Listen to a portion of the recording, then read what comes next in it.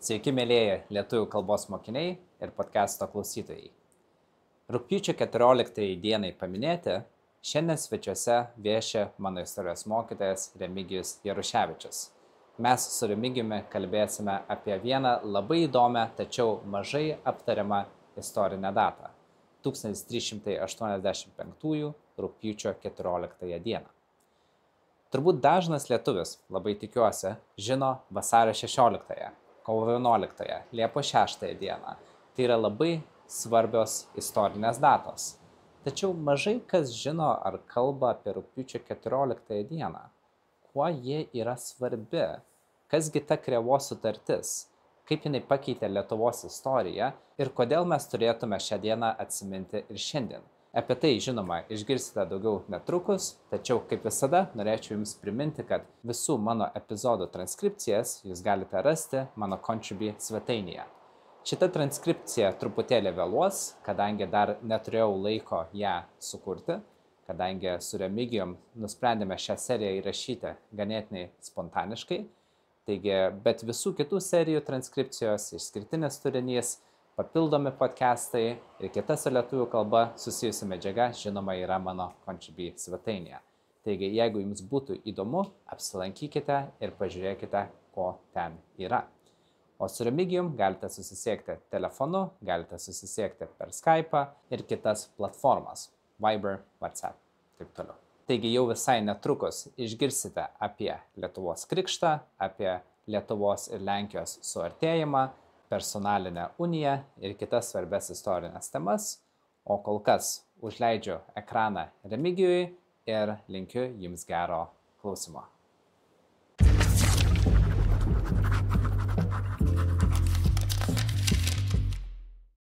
Labas vakaras, Remigijau. Sveiki. Ačiū, kad prisijungėte šiandien, pakalbėti apie labai įdomią temą ir smagu jūs matyti, kaip laikotės. Ačiū gerai, jūs kaip ten gyvenate? Irgi neblogai, irgi viskas yra tvarkoje. Taigi, Remigijau, apie ką mes šiandien kalbėsime? Na, aš pasakyčiau, kad mūsų Lietuvos praeitys yra išties gausi įvairiausių įvykių. Ir jeigu tai paėmus nuo metų laikotarpį, kas mėnesį, mes turim pilną visokiausių istorinių nuotykių. Ir sausis, vasaris, kiekvieną mėnesį, jeigu paimsi, ir ten gali surasti temą įvykiui, kurio pateikimas gali būti absoliučiai susijęs su Lietuvos valstybės istorinė praeitimi. Tai jeigu šiandien išeinat iš šito rugpjūčio mėnesis, taipogi yra, reiškia, gausus įvairiausių įvykių, tačiau bene pats svarbiausias būtų rugpjūčio 14 dieną 1385 metais Krėvos sutarties sudarimas. Tai gal pakalbėkime apie Krėvos sutartį. Būtų gerai, būtų gerai. Apie jos tą turinį ir vertinimą jos. Aha, taip pat Krėvos sutartis. Taip. Galbūt daugam tai yra girdėta kažkur pusę ausies, kažkur mokykloje, kažkur vis tiek. Daug kas žino Liublino uniją, beveik visi, tikiuosi, žino vasario 16, kovo 11, Liepos 6. Jeigu jau žino žmonės šias 3 datas, tai jau yra gerai. Liublino unija irgi toks vienas įdomus istorinis faktas, bet Krėvos sutartį gali būti, kad ne kiekvienas ir žino. Tai kuo šita sutartis, kuo Krėvos sutartis yra svarbi Lietuvos istorijai ir kodėl mes apie ją kalbame net ir šiandien? Na, jeigu taip tariant trumpai, kiek įmanoma, kad neįgristi, nes čia aplinkybių įvairiausių yra. Visų pirma, tai yra 14 amžius. Su Krėvos sutartimi yra susiję 5-6 dalykai. Krėvos sutartis atsirado kaip Lietuvos istorijos kontekste besiformuojantis geopolitinio, politinio, socialinio, kultūrinio, religinio, reiškia, pobūdžio procesai.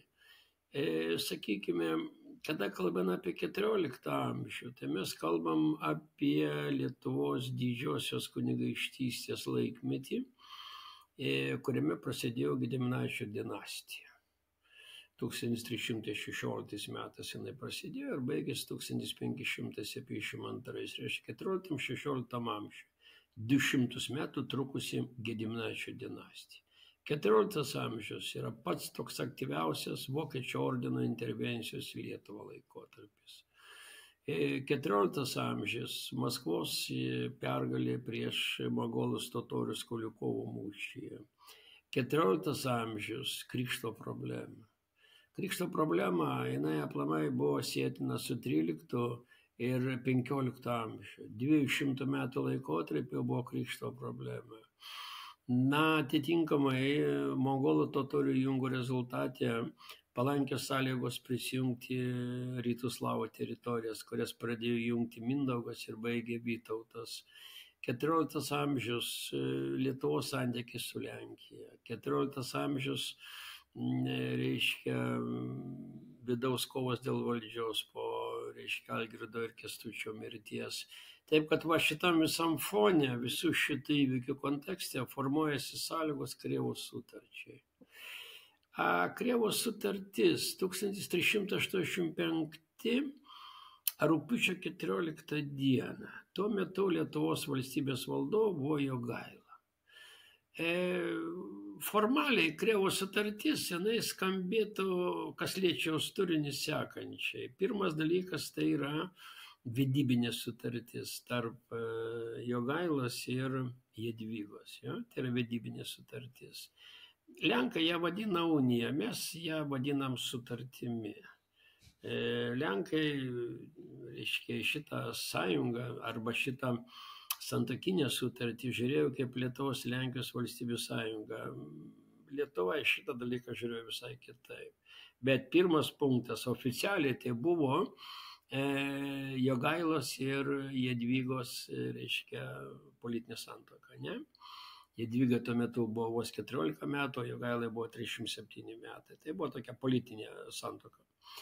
Antra vertus, Krėvos sutartis bene reikšmingiausių tokių įvykių yra krikšto priėmimas. Taip, reiškia, lietuviai įsipareigojo, reiškia, priimti Romos katalikų tikėjimą. Reiškia, trečias dalykas, buvo priimtas nutarimas dėl Lenkų belaisvių atleidimo, reiškia, karo belaisvių Lenkų grąžinimo į Lenkiją. Sekantis niuansas buvo, kaip žinoma, nutrauktos Vilhelmo ir Jadvygos sužiedotuvės. Už tai Jogaila įsipareigojo šitoj sutartyje sumokėti 200 000 florinų kompensaciją. Na ir paskutinis gal niuansas yra, tai yra aplikarė. Reiškianti prišliejimą. Lietuvos didysis kunigaikštis Jogaila įsipareigojo kraičio formą prišlieti Lietuvos didžiąją kunigaikštystę prie Lenkijos, kaip sakant, gaudamas Lenkijos karaliaus vainiką, jis tuo pačiu metu, kaip tais laikais buvo priimtina, savo tėvoninę žemę, tai yra Lietuvos didžiąją kunigaikštystę, kurią jisai paveldėjo iš savo tėvo Algirdo, reiškia, atidavė Lenkiją, prišlėjo aplikarę, ne, tai toliau istorinį testinumą. Tai va, tai Krėvos sutartis, va, būtų esmė jos tokia būtų, tokie pagrindiniai punktai būtų. Bet klausimas būtų, kai, va, tarkime, kalbėjote apie aplikarę, kad jisai kaip ir pažadėjo prišlieti Lietuvą prie Lenkijos. Tai čia turbūt toks kaip ir susitarimas. Bet žinote, aš irgi savo gyvenime daug ką pažadu, bet ne viską ištesiu. Taigi, punktų buvo daug, o kiek jų buvo ištesėta iš tikrųjų? Taip. Aš pasakyčiau štai, kaip man taip atrodo, jog 14 amžiuje, sakykime, Lietuvos didžiosios kunigaikštystės situacija buvo labai sudėtinga. Kęstutis ir Algirdas, kaip žinome, tai buvo du broliai, du Gedimino broliai, kurie valdė LDK valstybę diarchijos principų. Dviejų tos pačios dinastijos atstovų bendras valdymas.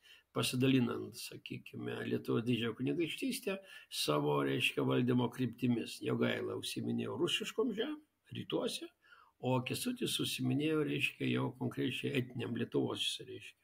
Tai jeigu šitas Algirdas kovojo su rusų valdovais, su rytų slavų valdovais, tai, reiškia, Kęstutis buvo tas didysis, reiškia, krikščionių žudytojas, kovojo su vokiečių ordinu visą gyvenimą. Ir vat šitų dviejų brolių valdymas, kuris truko nuo 1345 iki 77, Algirdas mirė, po to 82 metais mirė Kęstutis. Po šitam diarchijos laikotarpyje Lietuva pergyveno jau politinę karinę krizę, nes vokiečių ordino intervencija Lietuva darėsi vis mažiau sustabdoma. Jau Kęstutis patyrė ištisą eilę pralaimėjimų. Ir va šitoje situacijoje, sakykime, ir Strėvos kautynės, ir sakykime, Pilėnų gynimas, ir Kauno pilies pralaimėjimas, ir Rudavos mūšis, taip, ten 1324-336, toliau, reiškia, 1362 metais Kauno pilies sugriovimas ir 700 Rudavos mūšis. Jie rodė, kad lietuviai jau faktiškai nepajėgė, jau jie nepajėgė gintis. Ir Lietuvai iškilo faktiškai fizinio sunaikinimo pavojus. Vat esant šitai situacijai, krikšto tema tampa esminiu klausimu. Nesgi mes žinom, kada 13 amžiuje įsikūrė į vakarus nuo Lietuvos kryžiuočių ordinas ir į šiaurę nuo Lietuvos kalavijuočių ordinas, įsikūrė dvi priešiškos Lietuvai valstybės. Tai Livonijos ordino valstybė šiuolaikinės Estijos Latvijos teritorijų ir kryžiuočių ordino valstybė šiuolaikiniam Kaliningrado, reiškia, srityje, arba, reiškia, Prūsų žemėje. Va, ir šitų dviejų ordinų pasirodymas visų pirma oficialiai buvo sėtinas su apkrikštinimo pretekstu. Tai va, tokioje situacijoje esanti Lietuva, reiškia, jinai pateko į tokį, kaip sakant, ceitnotą ir jai reikalinga buvo apsispręsti. Nesgi mes žinome, kad kryžiuočių ordino pasirodymas Pabaltyje, jisai nulėmė besiformuojančios Prūsų tautos sunaikinimą. 10 Prūsų gentinių sąjungų, kurios istoriškai jau buvo pasiruošusios integruotis į tautą, tačiau nebuvo ten savo Mindaugo. Ir vokiečiai pasinaudoja tuo 1283 metais galutinai užgrobė šitą teritoriją. O kalaviečiai iš šiaurę nuo Lietuvos užgrobė, reiškia, finų, ugrų ir lyvių, latgalių ir ziemgalių šitas teritorijas šiuolaikinės Estijos Latvijos ir įkūrė Livonijos ordino valstybė. Tai šita situacija, kaip minėjau,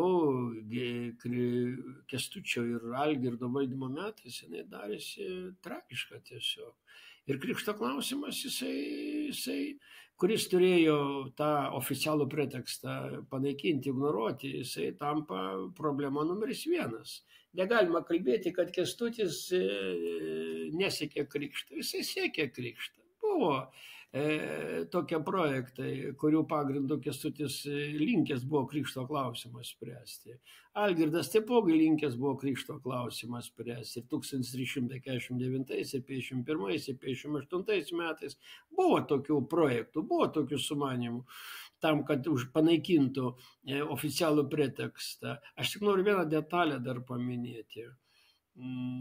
Kada 1236 metais Grigalius IX paskelbė kryžių žygių pradžią, tai pagal to meto Europos, reiškia, bandykime, Europos pasaulį, Europos, reiškia, tą mentalą visą, kada popiežius, kuris faktiškai buvo Europos politinių lyderių ir valdančių Europą kartu su Šventosios Romos imperatoriumi, šitoks kryžių žygios paskelbimas reiškia visos Europos kvietimą dalyvauti šitam šventajam kare. Ir aš jau nekartą buvau minėjęs, kad, reiškia, kryžiuočių ordinas tai buvo tik tai feodalinės Europos atstovavimas Pabaltyje. Ir kryžiuočių ordino gretos visada buvo papildomos Europos įvairiausių tautų atstovų, Čia buvo ir vokiečių, ir portugalų, ir italų, ir ispanų, ir anglų, ko tik nori riterių. Tai iš esmės Lietuva susidūrė su feodalinės Europos intervencija. Ta reikia nepamiršti, nereikia sumenkinti šito dalyko, kad tai buvo kryžiuočių ordinas. Kryžiuočių ordinas pats iš savęs nebuvo Lietuvai pavojus. Mesgi žinom, kada Henrikaus Manto sukilimas įvyko 1264 metais, tai vokiečiai bėgo iš Prūsų kai zuikiai. Ir jeigu ne vidaus karai Lietuvoje po Mindaugo mirties, kryžiuočių ordinas būtų sunaikintas, plus prie visko vakarų Europą metė milžiniškas pajėgas kryžiuočių ordiną išsaugoti. Ir karinė amunicija, ir kariais, ir politinė parama. Taip, kad kryžiuočių ordinas jisai yra feodalinės Europos, sakyčiau, organizuota intervencija į Pabaltį. Mes žinom, kad tokios intervencijos buvo ir rekonkistos laikais, ir buvo artimųjų rytų laikotarpyje, 11-13 amžiuje, ir galų galiai Lietuva 13-15 amžiuje. Tai va, išeinant iš to istorinio konteksto, krikšto klausimas, jisai tampa oficialiu pretekstu ir Lietuvai tampa pagrindinė problema. Pagrindinė problema. Tai va, ir tos problemos sprendimo galutinis taškas yra Krėvos sutartis. Ir Mindaugas, mes žinom, kad iš esmės krikšto klausimas, ne šios dienos tema yra, krikšto klausimo visada mes siejam 3 įvykius. Tai visų pirma Mindaugo, Jogailos ir Vytauto dalyvavimas šitoj globalioj Lietuvai problemai. 1251 metais Mindaugas krikšto klausimą sprendžia, priima krikštą, Jogaila 1387 Aukštaitija apkrikštinama ir 1413 metais Žemaitija Vytautas apkrikština. Tai čia yra procesas didžiulis. Krėvų sutartis, jinai kaip Lietuvos Lenkijos artėjimo tokia jau pradžia, jinai formavosi kelių šimtų metų laikotarpį. Tai nebuvo šiaip sau, Jogaila nutarė ir įsimylėjo 14 metų vaiką. Ne, ponulė, čia visai netame reikalas. Ne tas laikas, ne tas laikotarpis. Taip, čia matom toks istorinis, Krėvų sutartį reiktų matyti istoriniam kontekste, kaip galutinį šitos problemos sprendimo taškas, kaip galutinis, į kurį eita buvo 13, per visą 13 amžiaus, sakykime, pusę nuo 1251 ir daeita iki 1387 metų. Tai šitoks istorinio proceso užbaigiamasis aktas, vat Krėvos sutarties ta istorinė tokia reikšmė. Tai romantinė meilė daug kas pamiršta, turbūt, kad yra toks naujųjų laikų dalykas. Kas ir susijęs su žodžiu romantizmas iš dalies, nes kad mes esame kartu vien dėl to, nes viens kitą mylim, yra ganėtinai naujas dalykas. Anksčiau, kad ir va štai šita santuoka parodo, kad tai nėra meilės klausimas, tai yra politinis klausimas. Sąjunga tarp 2 valstybių per 2 žmonės priklausančius tam tikroms šeimoms. Iš viso, juk Jadvyga net Lenkė nebuvo. Jinai buvo, kiek minėjote, man atrodo, Vengrė. Ar netiesa? Taip, Vengrai tai buvo. Ne? Taigi tai parodo, kad bent jau tais laikais sutartys buvo pasirašomos ne vien popieriu, bet ir žiedais. Gal gerai, gal žiedų tais laikais nebuvo. Čia irgi naujas dalykas, kad deimantą reikia pirkti. Taip, labai teisingai, jo, nes faktiškai pagal to meto tradiciją tarp valstybiniai santykiai vienaip ar kitaip buvo tvirtinami politiniam vedybom, politiniam santokam. Tai čia liečia visą to meto Europą. Čia joks Lietuvos neišskirtinumas. Atsiprašau, kas liečia meilę, čia gal dalykas labiau privatus, nes, sakykime, jeigu mes kalbam apie Jogailą, kalbam apie Jadvygą, tai mes kalbam apie asmenis, kurie atstovaudami savo valstybei yra įmesti į tarpvalstybinių santykių sūkurį ir jo asmenis gyvenimas nėra tiek jau svarbus. Čia nėra Žygimanto Augusto ir Barboros Radvilaitės istorija, kada iš esmės, kaip sakant, jeigu Jogailos ir Jadvygos tarpusavio santuoka, jinai paaukojo jų asmenį gyvenimą, tai tam vardan valstybės, ne? Tai interesų, tai Žygimantas Augustas ir Barbora Radvilaitės istorija kitokia. Žygimantas Augustas buvo pasiruošęs aukoti valstybę. vardan meilės Barborai Radvilai. Tai ten buvo unikalus atvejis, tai toks išskirtinis atvejis, tai buvo visiškai tokia neordinarinė situacija visai. Tai ten tokia išties, ten buvo tikra meilė. Ten tikra dviejų žmonių, reiškia tikra meilė. Ten jau valstybiniai interesai, jo labiau, kad ten buvo Radvilų tema, Radvilų giminės bandymas per Barborą ateiti į politinę areną ir taip toliau, bet nežiūrint viso šito, reiškia, ten buvo kitoks dalykas. Jau aišku, apie meilę. Nu, tiesa, mes žinom, kad 1399 metais Jadvyga gimdydama mirė. Tai tos mergaitės gyvenimas jis nebuvo toks paprastas, aišku. 14 metų vaikas ir 37 metų jaunikis, tas dalykas toksai, pagal to meto vėlgi to meto, reiškia, gyvenimo būdą, pagal to meto mentalą, pagal to meto pasaulėžiūrą, pagal to meto specifiką. Žiūrėkim, Jadvyga iš viso jos tas gyvenimas, jinai buvo iš viso mažas vaikas, aš negaliu pasakyti, ar 4 ar 5 metų jinai būdama, jinai buvo sužieduota su Austrijos sosto įpėdiniu Vilhelmu. Tai iš viso vaikai buvo. Ten ne to, kad ten vienas buvo suaugęs, kai ten būdavo iš viso vaikai. Ir po to jie būdavo augo ir ta meilė buvo didelė tarp jų. Ir kada jau tapo aišku, kad, reiškia, Lenkų ponai sutiko su Jogailos variantu, tai Vilhelmas, kaip sakant, per langą lipo ir veržės pas Jadvygą, jį ten tvardė, jį ten tramdė. Ir, kaip minėjau, reiškia, Jogaila turėjo sumokėti 200 000 florinų kompensaciją už nutrauktas šitas sužiedotuvės tarp Jadvygos ir Vilhelmo. Ten, ko gero, buvo tikra meilė. Ten, ko gero. Nors pats politinis motyvas buvo aiškus. Lenkai siekė sudaryti antivokišką sąjungą, reiškia, tarp Vengrijos, Lenkijos ir reiškia, ir Austrijos. Tai kai mes kalbėjom kažkada, tai kad Liudvikas I, kada numirė, tada faktiškai Vengrijos karalius, kada mirė, tai atitinkamai Lenkai atsidūrė tokio nepavydėtino perspektyvoje būti sąjungoje su viena Austrija. Tai ta Austrija galėjo daryti Lenkijai nereikalingą politinę įtaką. Nebėdinas dalykas. Užtat Lenkai po bestuką ėmė atvėsti nuo šitos idėjos, kad sukursime 3 valstybių sąjungą, nukreipsime mes ją prieš, reiškia, Vokiečių ordiną. Tai viskas baigėsi Krėvos sutartimi ir tada Jogaila jisai tapo tuo kandidatu, kuris šitai vietoje pakeitė Vilhelmą, o tas Varkšytis liko be savo sužadėtinės. Tai va toks gyvenimas, žinai. Žinai, kaip sako, labai dažnai kalbama, kad visi svajoja gimti karaliaus šeimoje, būtų karaliais, tėvai vadina savo dukras princesėm, karalaičiai savo sūnus. Aš jūs pagalvoju, ponulė, jūs turit galvoj, ką jūs kalbate. Kaip tas sakė, ona Austrietė, nieko nėra baisiau, nėra didesnio Dievo pasmerkimo, kai gimti karaliumi, kadangi žmogus neturi teisės į asmenį gyvenimą. Jis turi aukoti savo asmenį gyvenimą vardan valstybės. Ir po to karalių santuoka tai yra kas? Įpėdinystės tema. Bet tam, kad tie žmonės turėtų kažkokį tai, sakyčiau, privatų kokį judesį, tada atsiranda toks reiškinys kaip freilinos, tai iš esmės karaliaus meilužės ir favoritai karalienės meilužiai. Tokia yra tokia, kaip žinai, kaip tokia liktai oficialiai, tiesiog tokia vieša paslaptis, tiesa, ne?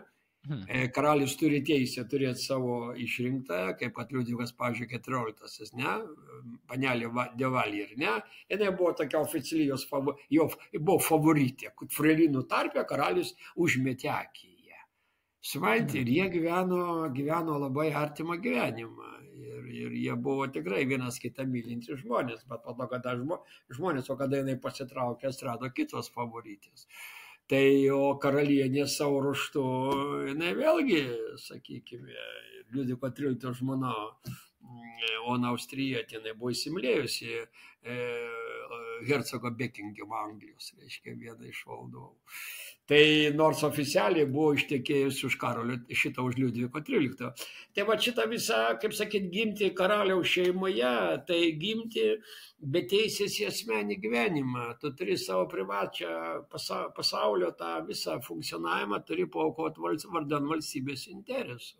Tai va šitas užbaigiant nukreipimą į šoną, va šitos santokos valdovų, princų, karalių tarpe, kad jos turėtų tą privatų kontekstą, tokį bendražmogišką kontekstą, labai retas atvejis.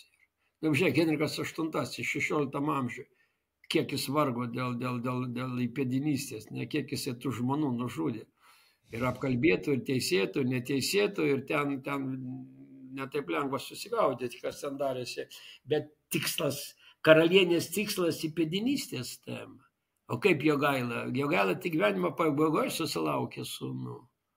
O jeigu moteris ištekėjusi, imkim Jadvygą ištekėjusi už Jogailos, tai jos ištekėjimas visų pirma yra suprantamas kaip įpėdinystės tema. Kitaip jinai neneša jokios funkcijos. Karalienė turi pagimdyti įpėdinį. O jeigu įpėdinį nepagimdo, viskas, po karaliaus mirties, jeigu nėra įpėdinystės, vidaus karo neišvengsi. Tada visi veržiasi į sostą, tada prasideda tas princas arba tas, nuo kraujo arba šito kraujo. Ir tada iš esmės prasideda vidaus katastrofa. Šiaip, iš esmės, galbūt yra tokių labai ypatingų istorinių įvykių, kaip Elžbieta I, kuris sugebėjo vis dėlto išlaikyti valstybę savo rankose, būdama karalienė, netapdama motina ir nepalikdama įpėdinio. Ir jinai kažkaip sugebėjo išmanevruoti, kažkaip vis pažadėdama save kažkokiam karaliui ir princui, bet galų gale tinkamų momentų atsitraukdama. Tai jinai kaip sugebėjo žaisti su daug skirtingų valdovų vienu metu.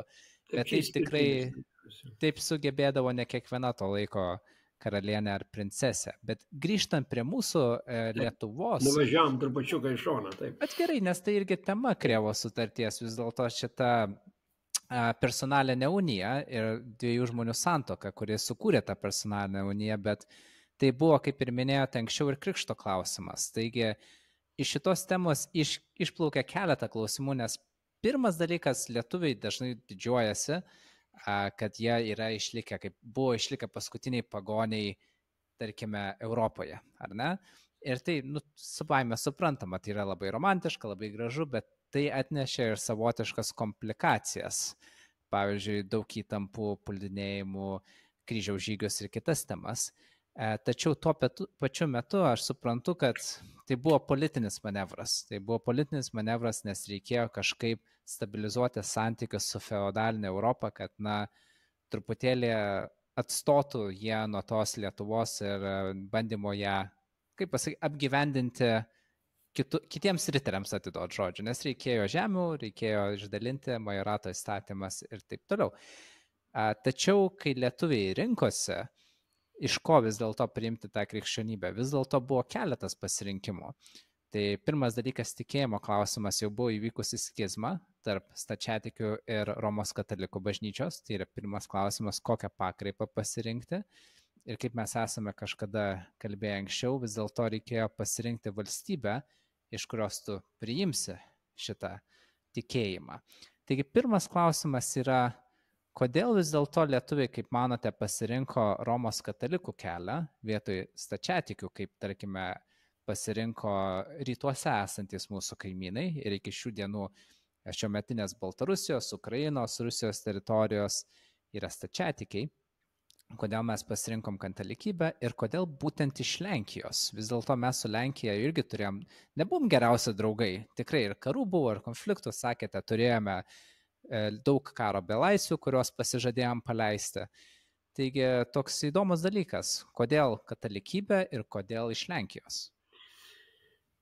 Aišku, šita tema yra tokia labai plati, bet pabandykim kiek įmanoma ją susiaurinti. Visų pirma,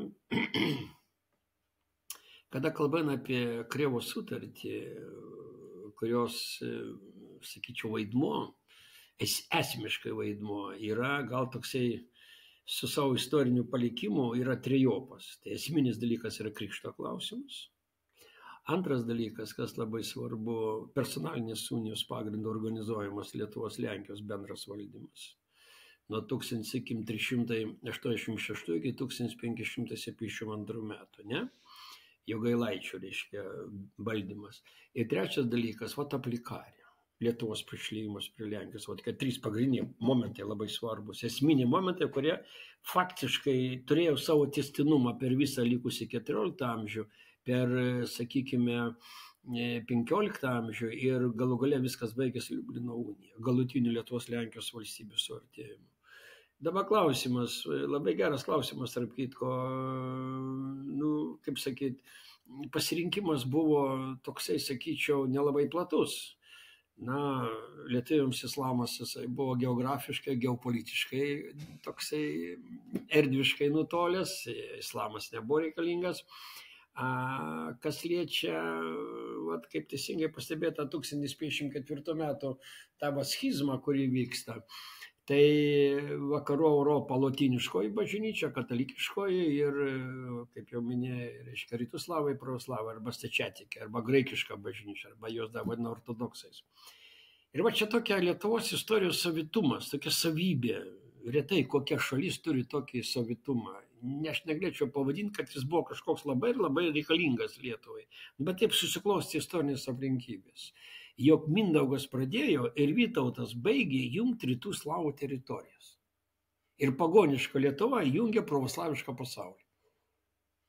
Tai šitoje vietoje Lietuva buvo, kaip sakyti, paskendusi pravoslaviškam pasauliu. Mindaugas, reiškia, prijungė 200 000 kvadratinių kilometrų ploto teritoriją. Gediminas 350 000, Algirdas 700 000. O jo Vytautas jau paliko LDK su 920 000 kvadratinių kilometrų ploto teritorija. Tai buvo pravoslaviško pasaulio vandenynas ir jame 1/12 dalį užėmė Lietuva. Tai atrodė viskas aišku. Reikia būti pravoslaviškais, pasiimti pravoslavišką tikėjimą. Bet ačiū Dievui, kad taip nesitiko. Tikrai, kad taip. Jo, ir kaip sakyti, iš visų blogybių, visgi visiškai tokia kažkokia mažytė, gal tokia keistai atrodanti, tokia kaip istoriškai tokia, netaip net neskamba, ką aš pasakysiu, savo ruošės tokia teigiama pusė, kad Vokiečių ordinas pasirodė. Nors tai negalima kalbėti, kad Lietuvai tai buvo laimė. Lietuvai prarado 1 milijoną gyventojų, tai buvo siaubo filmas. Bet Vokiečių ordino pasirodymas, kaip jau minėjau, tai nebuvo vien tik tai uždara karinė vienuolių organizacija, kuri norėjo pajungti Lietuvą. Ne. Mes sakėm, kad Vokiečių ordinas tai yra feodalinę Europą atstovaujanti institucija, kuri kūrė savo valstybę. Tai yra feodalinės Europos dalyvavimas. Tai va šitoje vietoje feodalinė Europa buvo katalikiška Europa. Ir kova prieš Vokiečių ordiną, aplamai paėmus, pagoniškos Lietuvos kova prieš Vokiečių ordiną, tai buvo kova prieš katalikišką Europą. Nes tai yra kryžiaus žygiai. Aš vėl kartuoju, mes negalim kalbėti tokio keisto dalyko, kad kryžiuočio ordinas grasino Lietuvai. Aš labai dažnai skaitau ir matau šitą netiesą. Kryžiuočio ordinas pasisavęs, jis nėra tas mirtinas priešas Lietuvai, apie kurį rašo kai kurie literatūriniai dalykai, neistoriniai dalykai. Jis yra feodalinės Europos atstovavimas, kurį įmaitino visko, ir ekonomika, ir politika, ir kultūra, ir ideologija, ir ko tik nori. Ir visų pirma, riteriais, aš kaip jau minėjau. Tai kada šitą krikšto problemą iškilo, ar pasirinksim pravoslavišką ar katalikišką tikėjimą, tai pravoslaviškas pasaulis faktiškai patekęs į mongolų totorių glėbį į tą problemą. Lietuvai sudarė palankės sąlygas jungti šitas teritorijas. Negalima kalbėti, kad visi rytų slavai bėgo Lietuvai glėbį. Lietuviai turėjo interesą jungti pravoslaviškas žemės ir jas panaudoti kovai prieš Vokiečių ordiną. Panaudoti jų gyvosios jėgos potencialą, ekonominį potencialą ir taip toliau. Užtat, kada iškilo krikšto problema, pravoslaviškas variantas lietuviams netiko, nes jis negalėjo apginti nuo Vokiečių ordino. Pravoslaviškas variantas netiko. Šiaip paėmus, turbūt geriausiai šitą problemą atskleidžia tokia prieštaringa Jogailos politika krikšto problemų sprendime. Po Algirdo mirties 1377 metais. Jogaila ir Vytautas, va šitie du pusbroliai, nereiškia, kadangi Vytautas buvo Kęstučio sūnus, o Jogaila buvo Algirdo sūnus, ne? Jie, nežiūrint tarpusavio tokio prieštaravimo ir konfrontacijos, dėl dominavimo Eldoko valdėm, jie sutarė vieno dalyko. Yra būtina priimti krikštą ir Romos katalikų tikėjimą. Ir vat kada iškyla va šitas toks aiškus supratimas, aš jau minėjau, krikšto klausimas ir 13 ir 14 amžiuje, tai buvo viena pagrindinių problemų. Ir, sakykime, kada priartėjo jau atomazga, aš jau kaip minėjau, Kęstučio valdymo metais Lietuva patenka į ekonominę, į karinę, į politinę krizę patenka. Gediminas paliko suskaldytą Lietuvą be galo. Sritiniai kunigaikščiai aplamai gavo paveldimas teises iš savo tėvų, kurie valdė ten Kijevą ar dar kažką. Ne Vilnius jiems suteikė šitą teisę. Tai buvo decentralizuota visai valstybė. Tai va šitoje vietoje, čia Vytautas jau pradeda, Jogailos krikštas tą centralizaciją pradeda, Vytautas daveda ją iki labai rimto tokio lygio. Ir kada atsiranda va šitą situaciją, kada, kaip minėjau, ta krizė ir karinė, ir politinė, kada vokiečių pergalės darosi vis labiau pavojingesnės, tada Jogaila pradeda bandyti tą krikšto klausimą spręsti realiai. Ir 3 variantai iškyla. Pirmas variantas, kada Jogaila apsisprendžia priimti krikštą iš krikščiočių ordino. 1382 metais Dubysos sutartimi buvo priimtas nutarimas, kad atiduosim Žemaitiją iki Dubysos, 4 metų laikotarpį apkrikštysim Lietuvą ir, reiškia, pats Jogaila priims krikštą. O toks variantas buvo. Bet, kaip sakoma, dar nebuvo ratifikuota, reiškia, šita sutartis, dar tokia antspaudo nebuvo uždėta didžiojo kunigaikščio, kaip tas sako. Ir 1382 metais Dubysos sutarties projektas jisai subyrėjo. Ten buvo skrisnamunės ta istorija, kada jau buvo reikalinga lygtai, jau viską padarysim, jau čia vienoje ir kitoje pusėje delegacijos susitiko, tačiau Lietuvos bajorai kategoriškai pasisakė prieš krikštą, kurį mes priimsim iš savo baisiausių priešų kryžiuočių ordino.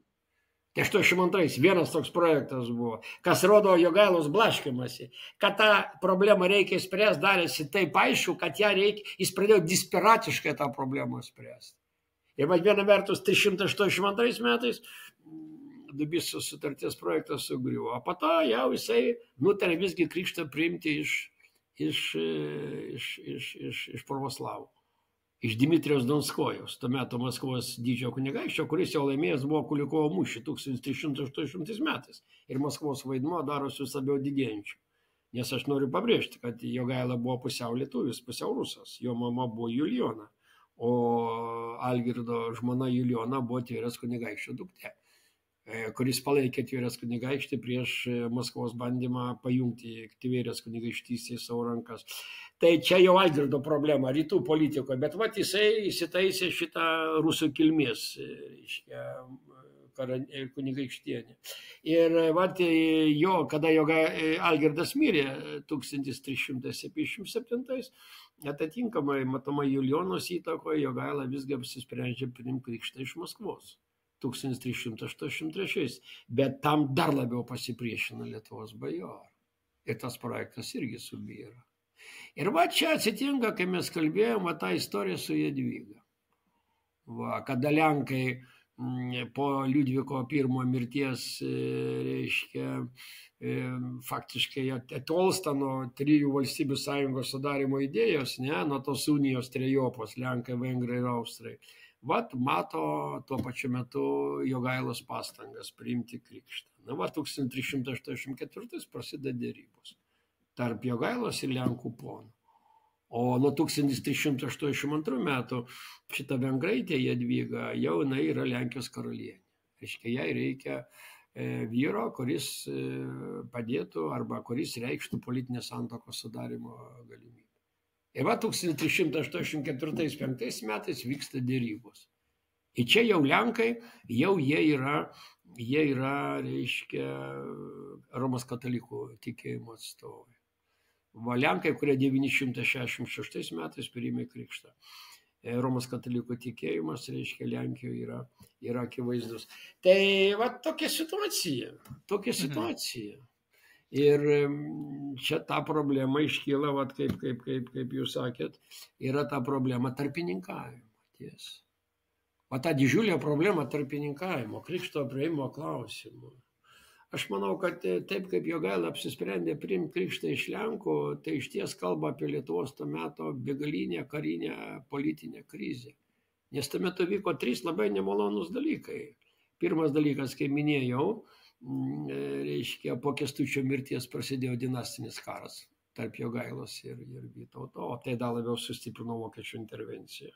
Antra vertus, 1380 metais Dmitrijus Zaskovas laimėjo mūšį prieš mongolus totorius, Kulikovo mūšį, o trečia vertus, kaip minėjau, 14 amžiaus antroje pusėje vokiečių ordino vežimasis į Lietuvą darosi faktiškai nesustabdomas. Laiko nebuvo. Ir va, ta problema, tarpininkavimo problema, puikiai visi suprato, kad Lenkai, kurie turėjo savo interesų, kaip sakant, tarp valstybiniuose santykiuose, kaip Paulius teisingai pastebėjo, ten nėra vietos meilė, yra interesai. Yra tik interesai, ten daugiau nieko nėra. Kaip sako, karšta širdis ir šaltas protas, tiesa, ne? Ir va šitoje situacijoje tas desperatiškas krikšto priėmimo bandymas, va šitą demonstraciją, toksai, darom, greičiau darom, ir 382, 83, 84, 85 kalba apie problemą, tiesa, vidinę problemą, kurios neįsprendimas tolygus mirčiai. Tai mes žinome, kad yra unikalus atvejis Mindaugo krikštas 1251 metais, kada jis priima krikštą tiesiogiai iš Inocento IV, tuo metu popiežiaus, ten nėra jokių tarpininkų. Na, o Lietuvai va šitą problemą, kada tokia atsitiko, tada Lenkai tampa tarpininkais ir tai, aišku, nulėmė Lietuvos tolimesnį istorinę eigą kalbos. Bet mąstant apie kaip mes pasakojame savo istoriją, nes kiekviena tauta istoriją pasakoja skirtingai. Tai yra toks, man labai patinka, jisai yra Jeilio universiteto profesorius Timothy Snyderis ir jisai specializuojasi būtent mūsų regionų. Tai reiškia rytų, šiaurės Europą. Ir jisai tai vadina dažniausiai nacionaliniais mitais. Tai irgi bando atskirti istoriją nuo nacionalinių mitų. Kiekvienas turime savo. Todėl, kalbant su baltarusais apie Lietuvos didžiąją kunigaikštystę, patenkama į tokias didelės problemas, kad mes net nustojam kalbėtis. Nuvažiuokime į valdovų rūmus, domėdamės apie Lietuvos didžiąją kunigaikštystę, praktiškai nieko neperskaitysim apie Baltarusiją. Nuvažiuok į alternatyvą Baltarusijoje, nieko negirdėsi apie Lietuvą. Taigi tai parodo 2 skirtingus visiškai pasakojimus. Bet mąstant apie mūsų pasakojimą, mes išsirinkome Vytautą kaip savo nacionalinį didvyrį. O Jogailą išsirinkome kaip išdaviką, nes jisai dėl karūnos atidavė Lietuvą. Bent jau taip žmonės pasakoja. Bet iš dalies, kaip ir sakėte, nelabai buvo pasirinkimo. Mes buvome užstrigę tarp, tarkime, Vokiečių ordino, augančios Maskvos ir turėjome vidinių, kaip ir dinastinių karų, vidinių problemų, taigi reikėjo imtis kažkokių veiksmų. Lenkija atrodė kaip viena iš geriausių alternatyvų pagal tuometinę situaciją. Betgi Vytautas juk irgi nebuvo toks geras ir nekaltas, kaip mes dažnai mėgstame sakyti, juk jisai ir ten pas vokiečius bėgo, sakė, žinot ką, jeigu jūs mane palaikysite, tai mes ten jums atiduosim irgi Žemaitiją. Tai irgi buvo tokių, tai įdomių niuansų, apie kuriuos mes renkamės dažnai nutylėti, nes norime, kad naratyvas būtų vientisas, nes kiekviena skylė naratyvė jį pradeda griauti. Taigi, mąstant apie Jogailą, kad ir koks, kaip mes jį piešiam kaip niekadėja didžiulį, galbūt jis toks ir buvo, bet tai vis dėlto buvo ir mūsų raktas į vakarų Europą, į kurią mes veržėmės ir šiandien. Tai mes jau nuo Jogailos laikų veržėmės į vakarus, bandydami tolti nuo rytų įtakos. norėjome ir apsisaugoti nuo vakarų, nes buvo vis dėlto ordinas ir, kaip sakėte, per tą ordiną veikia ir kitos vakarų valstybės, tai ta pati Ispanija, Portugalija, Anglija, Vokietija. Tai buvo tikras kryžiaus žygis ir reikėjo jį kažkaip pristabdyti. Taigi, kaip Jūs manote, kai mąstome apie Lietuvos ir Lenkijos santykius, ar iš tikrųjų, kaip daug kas galvoja, Jogaila išdavė Lietuvą, nes toks yra pagrindinis naratyvas? Ar per šitą Krėvos sutartį vyko išdavystė, ar kaip tik tai buvo valstybės kaip gelbėjimas? Na, aš pasakyčiau, kiek įmanoma trumpai, nes čia tokios globalios temos yra išties. Visų pirma, reikia išeities taškų laikyti vieną aplinkybę. Diarchijos tema, jinai kažkaip labai retai apie ją šnekama. Kas yra Kęstutis ir kas yra Algirdas? Kas yra Jogaila ir kas yra Vytautas? Algirdas didesnę savo gyvenimo dalį praleido Rusijoje. Jogaila didesnę savo gyvenimą praleido pravoslaviškoje rusiškoje aplinkoje. Žemaičiai į Jogailą žiūrėjo kaip į ne savo valdovą. Kęstutaičiai, bet ne Algirdaičiai Lietuvos, etninės Lietuvos. Trakų kunigaikštystės, Žemaitijos, ne, valdovai. Tai buvo Kęstutaičiai. O kada, dėl ko jauniausiam sūnui Algirdas, paliko įpėdinystės teisę? Kadangi skaitė, kad jo brolio Kęstučio sūnus Vytautas kartu su Jogaila tęs tą tradiciją. Ir Vytautas buvo lietuvybės simboliu, o kada Jogaila tampa Lietuvos didžioji kunigaikščiu ir atsisako diarchijos, jisai tada veržiasi į Lietuvą ir jį priima kaip svetimkūnį. Vat jo išdavystės šaltinis visas. Ir ne veltui 1383 metais jisai krikštą priima iš. Na gerai, paimkim iš kitos pusės. 1397 metais Vytautas priima sprendimą savo dukrą Sofiją apvezinti su Maskvos kunigaikščiu Vasiliu I.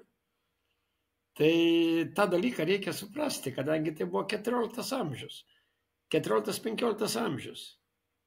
Ir va to meto toksai, sakyčiau, ir kultūrinis, ir psichologinis, ir mentalinis savitumas mums labai sunkiai suprantamas. Sunkiai suprantamas, kodėl Vytautas susigrąžino Žemaitiją, o visgi pajūrį paliko vokiečiams. Tai tokia, ten galima visai apie tai kalbėti, bet vėlgi tai yra, ten, pavyzdžiui, Vytauto samprotavimas, kad mes išeisime Europą, pavyzdžiui, per Juodąją jūrą. Per ko čia ta Juodoji jūra? Bet toks samprotavimas.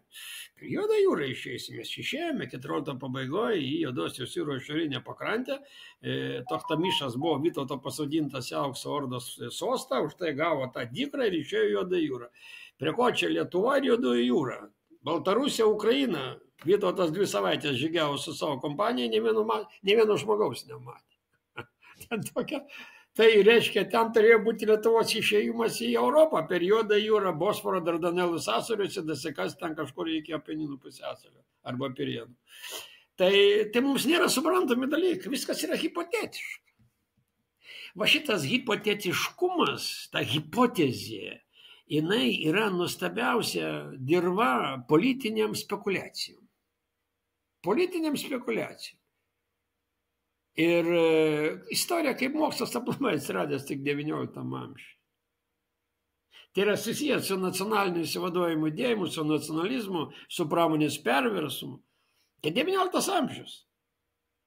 Kada, reiškia, suabsoliutintas racionalizmas tampa tikrovės kriterijum ir tada šitie visi dalykai, be romantizmo, kurio atstovas buvo Simonas Daukantas ir pirmasis pateikė istorinį Jogailos Vytauto Kęstučio portretą.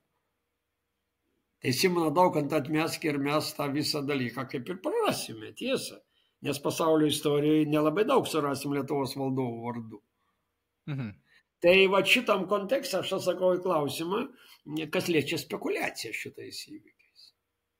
Dabar kita vertus, sakykime, ar Jogaila buvo išdavikas. Aš manau, kad tai yra klausimas visiškai neistorinis. jeigu išeinant iš to, ką mes dabar šnekame, Jogaila, kuris, kaip jau minėjau, jisai lietuviams buvo svetimas, o Vytautas buvo artimas. Ir tą dalyką ypatingai Jogaila pajuto, kada prasidėjo vidaus karas. Kada, pavyzdžiui, Jogaila 1382 metais užrašė Žemaitiją iki Dubysos vokiečių ordiną. Tai žemaičiai sakė, tu kas esi? Iš kur tu išlindai dabar? Kokią tu teisę turi į mus? Mes į Kęstutaičio. Mes Kęstučio esame valdomi. Tai šitoje vietoje, ne veltui kryžiuočio ordinas, kada 1382 metais Kęstutis žuvo ir Vytautas padedamas savo žmonos sūnaus ir tarnaitis pabėgo iš Krėvos pilies. Ir vokiečiai priėmė skėstom rankom. 1383 šitas Vytautas priima krikštą. Kodėl? Kadangi vokiečiai mato, kad Jogaila nėra autoritetas žemaičiams. Reikia remtis Vytauto, kuris yra Kęstutaitis. Ir tada Dubysos sutartis pradės veikti. O Vytauto reikalinga vokiečių ordino parama kovoje prieš Jogailą. O vokiečiams reikalingas buvo Vytautas kovoje už įsitvirtinimą Žemaitijoje. Tai dabar klausimas, kas iš jų išdavikas ir kas iš jų neišdavikas. Kada Vytautas kartu su vokiečių ordinu kovojo prieš žemaičius, ir 1398 metais Salyno sutartimi atidavė Žemaitiją iki Nevėžio, visą Žemaitiją atidavė. Tai Vytautas išdavikas išėjo. Jeigu Jogaila išdavikas yra Dubysos sutarties kontekste, tai Salyno sutarties kontekste išdaviko yra Vytautas. Kada mes kalbame apie išdavystę, aš manau, kad tai yra ne istorinis dalykas, čia literatūrinis, tai yra grožinė literatūra, tai yra politikavimas. Bet išeinant iš to, ką mes šnekame, išeinant iš tos tokios sudėtingos situacijos, kada diarchijos tradicija visgi net neturėjo savo tęstinumo, iš kitos pusės, kada prorusiškai suorientuotas į Julijoną darė įtaką begalinę Algirdui. Ir prorusiškai suorientuotas Jogaila tampa Lietuvos didžiuoju kunigaikščiu. Tai Kęstutis valdė metus laiko tik tai. 1381-82 metais, kaip Lietuvos didysis kunigaikštis. O Algirdas, kaip Lietuvos didysis kunigaikštis, jis valdė nuo 45 iki 77 metų. Sakykim, 32 metus valdė. Tai šitoje vietoje Jogaila ateina į Žemaitiją, ateina į Aukštaitiją, ateina į etninę Lietuvą, kaip jau minėjau, kaip svetimšalis, kaip svetimas žmogus. Mes jau kalbėjom, kad Lenkijos variantas, iš visų blogybių buvo vienintelis variantas. Jūs galite vadinti, kaip jūs norite, ar jis geras variantas, ar blogas, bet jis buvo vienintelis. Aš nežinau, koks dar galėjo būti variantas. Čekai, Austrai, Šventoji Romos imperija, tai buvo ne variantai. Čekai per maži, Šventoji Romos imperija per didelį. Belieka Lenkai. O ką daugiau? Daugiau nėra ką. Moldovos kunigaikštystės nepriimsi, ten irgi. Tai aš nežinau, čia gal Šapokos tradicija yra, dar tradicijos kokios yra, bet aš manyčiau, kad jeigu remiantis tokiam istoriniam žvilgsnį įvykius, tai aš manyčiau, kad nereikia žodžio išdavikas, nereikia žodžio, reiškia, blogietis. Nei jis išdavikas, nei išblogietis, jis buvo savo laiko atstovas. Ir mes nepamiršim, kad Krėvos sutartį pasirašė ir Vytautas. Ir ten Vytauto antspaudas yra. Ir Skirgailos yra, ir Jogailos, ten yra jų antspaudai. Reiškia, jeigu Jogaila pasirašo Krėvos sutartį ir šalia jo Vytautas pasirašo, tai jie būtų išdavikai. Aš buvau minėjęs gal kažkada, tai kad Vytautas, jisai suprasdamas Lietuvos sudėtingą situaciją, palaikydamas Krėvos sutarties idėją, iš visų blogybių matydamas visame tame trupučiuką mažesnę blogybę negu būt nukariautiems vokiečių ordino, jisai, kada Krėvos sutarties dėka Lietuvos Lenkijos suartėjimo pagrindų buvo laimėtas Žalgirio mūšis, po Žalgirio mūšio Vytautas po trupučiuką pradeda tokią nematomą, bet vis labiau ryškėjančią kovą už Lietuvos palaipsnį atsitraukimą nuo Lenkijos. ką reikalinga buvo, mes gavom anot Vytauto. Vytautas iš viso buvo indiferentiškas bet kokiai religijai. Aš kažkaip net galvoju, kad jis dušeliai buvo pagonis. Man taip pat. Jogaila taip, Jogaila, kaip sakant, kaip tas sako, lietuvių kalbą išvertė tėvė mūsų, jeigu tikėt šitais samprotavimais. Vytautas aplamai, jis buvo abejingas, jis puikiai suprato, kad religija kaip ideologija, jinai yra naudinga tiek, kiek naudinga to meto Lietuvos situacijai. Ir kaip mes žinom, jis krikštą priėmė 383 ir 86 ir kai atrodo, jeigu dar reiktų, dar 3 kart priimtų. Tai yra ideologija, tai yra idėja, tai yra politikavimo būdas. Iš čia nereikia jokios davatkystės. Tai yra politikavimo būdas, bet nedaugiau. Bet kada jisai priima krikštą, jis puikiai supranta, kad krikštas yra niekas kitas kaip Lietuvos integracijos į krikščionišką civilizaciją, į Romos antikinės kultūros paveldo perimimą. Jis puikiai suprato Lietuvos atsilikimą, pagoniškos Lietuvos atsilikimą. Ir jisai puikiai suprato, kad toliau Lietuva negali būti pagoniška, nes jinai tiesiog bus nušluota nuo žemės paviršiaus, kaip nušluoti buvo prūsai, apie ką kalbėjome. Užtat jo pritarimas krikštui ir pritarimas Krėvos sutarčiai, aš manau, kad jisai buvo labai aiškus. Na, galima kalbėti, kad Jogaila siekė karaliaus vainiko, kad jisai ten, bet jūs pasiūlykite kitą variantą. Kada žmonės sako, aš jokių būdų už jokią Jogailą, už jokius Vytautus. Jeigu žiūriu istoriškai, taip, neutraliai, va taip, išeinant iš faktologijos, apie kurią mes kalbame.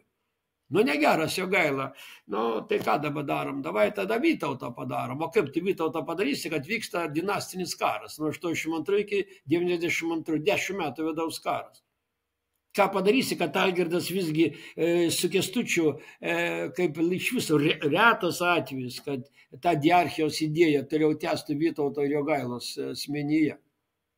Nu, čia tos objektyvios aplinkybės tokios susidarė. Tai Jogaila buvo išdavikas todėl, kad jis buvo Jogaila. O Vytautas buvo geras, kadangi jis buvo Vytautas. Jogaila buvo išdavikas. Prašau? Negana to, aš tik pabaigiau Vytauto didžiojo universitetą ir metus dirbau Trakų Vytauto didžiojo gimnazijoje. Tai aš jau čia visaip tituluotas ir susijęs su Vytautu, tai apie tai nepakalbėt su jumis. Nu, neabejotinai jis yra ne veltui vienintelis vadinamas didžioju. Čia unikalus atvejis, čia mes nekalbam. Vytauto, jis, kai sakoma, nediskutuotina tema. Čia viskas. Bet aš užbaigsiu tą temą, užbaigiant visai, kas liečia šitą klausimą. Po Krėvos sutarties Lietuva buvo oficialiai pripažinta kaip krikštą priimanti valstybė ir atitinkamai tolimesnė Vytauto veikla, jinai jau yra toks aiškus siekis, pačioje pradžioje jis bandė susitvarkyti su mongolais, mes žinom, Vorsklos mūšis 1399, ten nepavyko, ten buvo ta tragedija, jisai patyrė visišką pralaimėjimą ir po to jis galų gale užmeta tą visą rytų klausimą ir grįžta į vokiečių problemą. Ir mes jau turim 1402 metais, 404 metais ir Acenžo sutartį, ir Adomo uniją ir visus kitus aktus sudarytus su Lenkais, kurių pagrindų Vytautas kalba apie sąjungos su Lenkija tvirtinimą tam, kad pasiruoštų karo prieš Vokiečių ordiną, kadangi Vokiečių ordinas, nežiūrint krikšto priėmimo, jisai toliau pasilieka Žemaitijoje, Žemaitijos problema darosi būsimo karo priežastis. Nes visais atvejais vokiečiai nuo Mindaugo laikų jau pajūrį buvo įsitaisęs. O po to Jogaila Dubysos sutartim, po to Vytautas Nevėžio sutartim.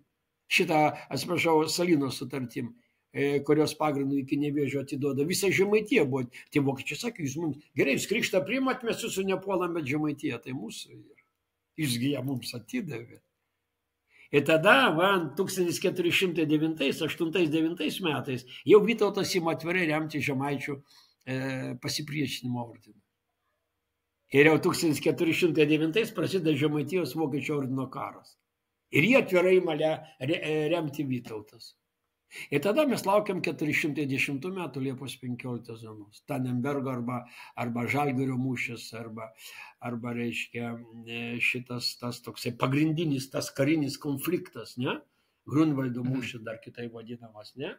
Reiškia, ir šita pergalė iš esmės Vytautui reiškia Krėvos sutarties, reiškia teisingo pasirinkimo rezultatas.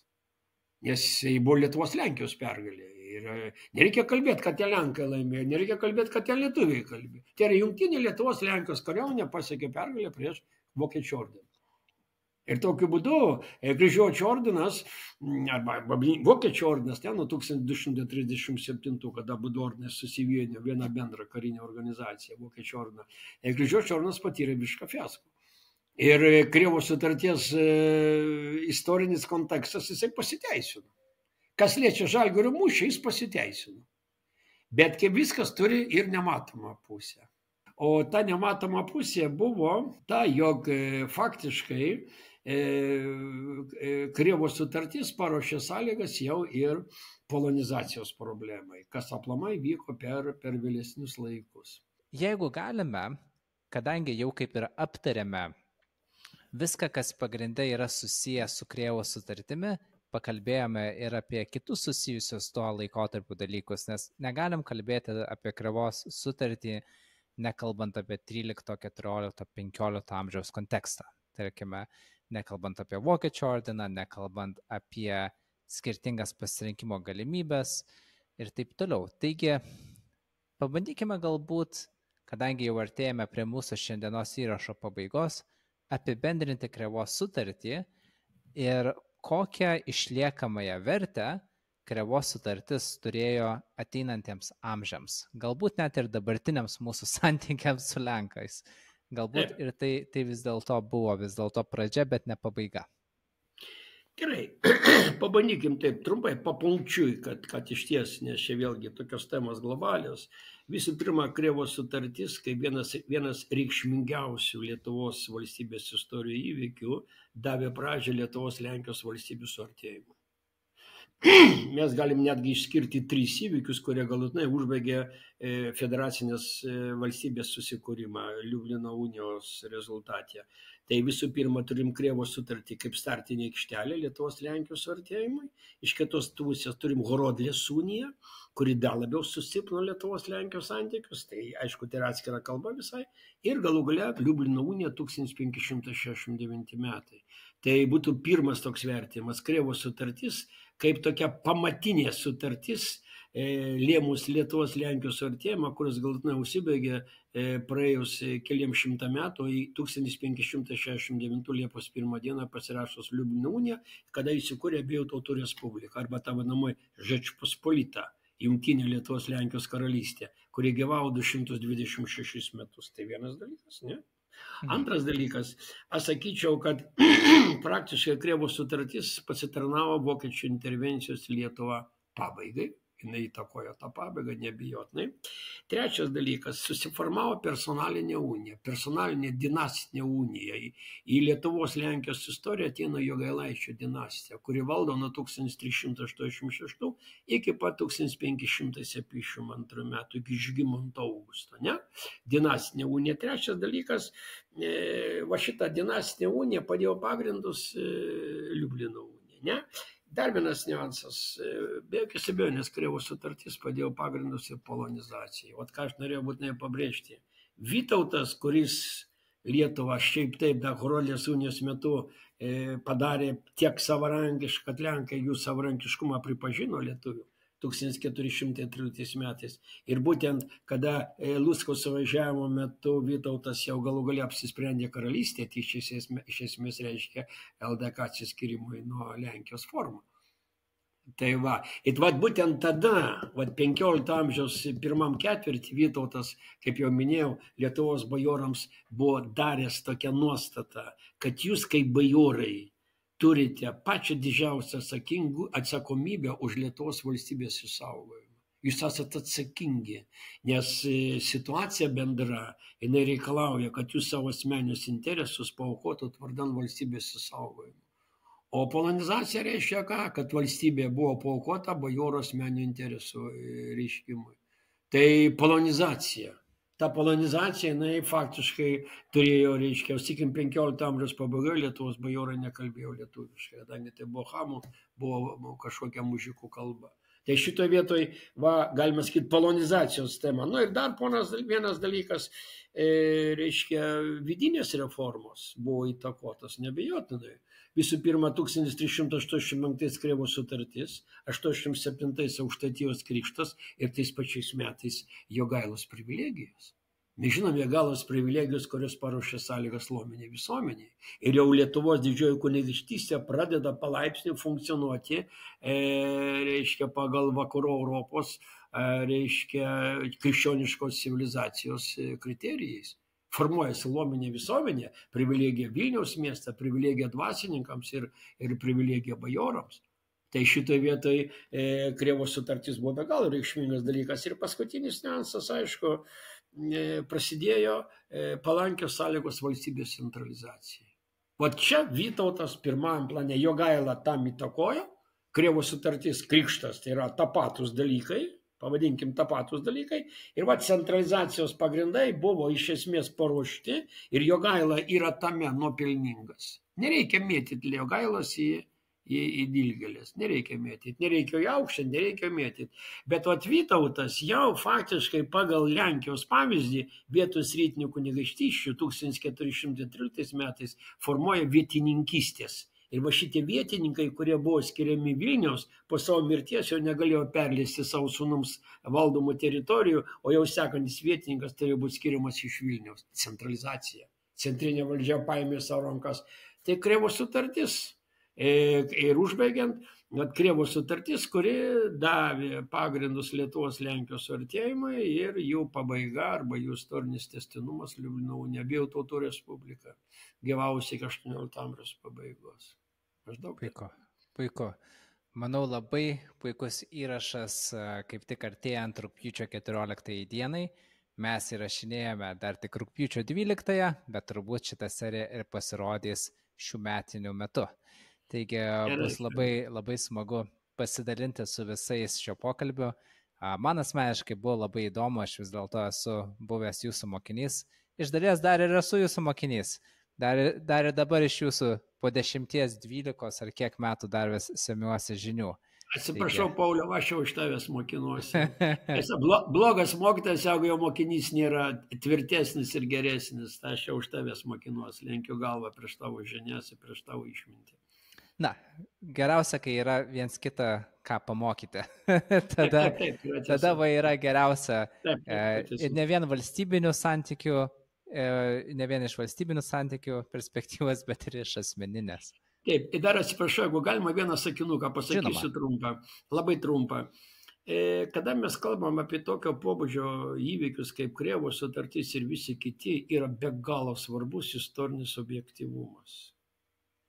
Ir yra labai pavojingas politizavimas šitomis temomis, kada stengiamas esamą situaciją pateisinti kažkokiu buvusių įvykių pagrindu. Objektyvus požiūris, paremtas dokumentais, kronikom, analais, šaltiniais, kad mes galėtume rimtai kalbėti. Nuo 1323 metų Gedimino laiškuose aiškiai pažymėta Vilnius Lietuvos sostinė. Lenkai susigalvoja, kad Vilnius yra lenkiškas dalykas. Tai šitas objektyvumas istorija. Jeigu objektyviai žiūrėsim, tai yra toks rimtas, tvirtas istorinis matymas, istorinis mąstymas.